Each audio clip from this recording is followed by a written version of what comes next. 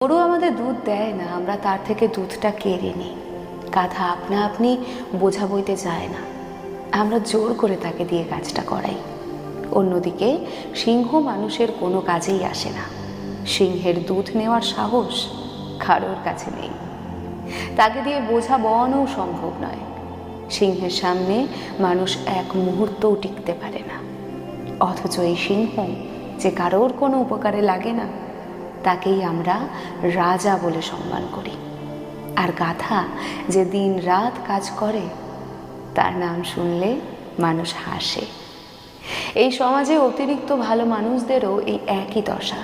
যারা নীরবে নিঃস্বার্থভাবে কাজ করে যায়, ত্যাগ স্বীকার করে, তাদের কখনোই সম্মান দেওয়া হয় না।